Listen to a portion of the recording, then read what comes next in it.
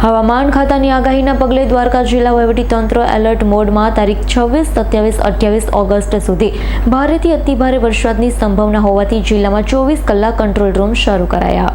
હવામાન ખાતાની આગાહીના પગલે દ્વારકા જિલ્લા વહીવટીતંત્ર એલર્ટ મોડમાં તારીખ 26, 27, 28 ઓગસ્ટ સુધી ભારેથી અતિભારે વરસાદની સંભાવના હોવાથી જિલ્લામાં 24 કલાક કંટ્રોલ રૂમ શરૂ કરાયા છે. જિલ્લાના તમામ અધિકારીઓને હેડક્વાર્ટર ન છોડવા સૂચના અપાઈ છે. નીચાણવાળા વિસ્તારમાં લોકોને અવરજવર ન કરવા એલર્ટ કરાયા છે. જરૂર પડે નદી નાળા, બેઠા પુલ, કોઝવે, વાડા રસ્તા બંધ કરવા પોલીસ બંદોબસ્ત રાખવા અધિકારીઓને એલર્ટ કરાયા છે. જન્માષ્ટમીના તહેવારોમાં લોકોને પાણીના પોઈન્ટ, નીચાણવાળા વિસ્તાર કે ભારે વરસાદના કારણે આફત ઊભી થઈ શકે તેવા વિસ્તારોમાં ન જવા તંત્ર દ્વારા અપીલ કરવામાં આવી છે. સાવચેતીના ભાગરૂપે દ્વારકા ખાતે એનડીઆરએફની ટીમ તૈનાત કરી દેવામાં આવી. તારીખ 26, 27 અને 28 સમગ્ર ગુજરાત રાજ્યમાં વરસાદની શક્યતા છે. 28 તારીખે દેવભૂમિ દ્વારકા જિલ્લાની વાત કરીએ તો અતિ ભારે વરસાદની શક્યતા છે. 26 અને 27 તારીખે પણ ભારે વરસાદની શક્યતા છે. આ સંજોગોમાં સમગ્ર વહીવટીતંત્ર એલર્ટ મોડ પર છે.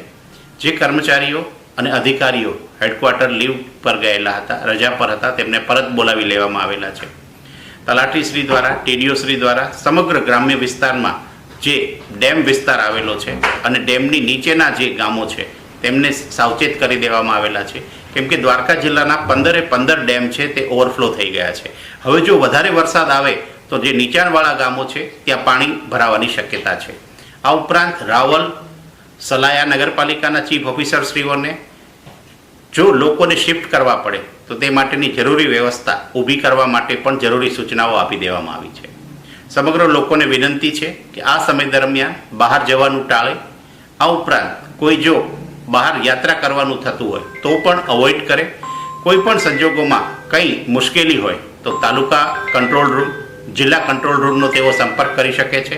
જિલ્લા વહીવટીતંત્ર તમામ તૈયારીઓ પૂર્ણ કરી છે. કોઈ પણ પ્રકારનું નુકસાન ન થાય, તમામ લોકોને જાનહાનિ ન થાય તે માટેની તમામ તૈયારીઓ વહીવટીતંત્ર દ્વારા પૂર્ણ કરવામાં આવી છે. Bureau report S9 news Dwarka.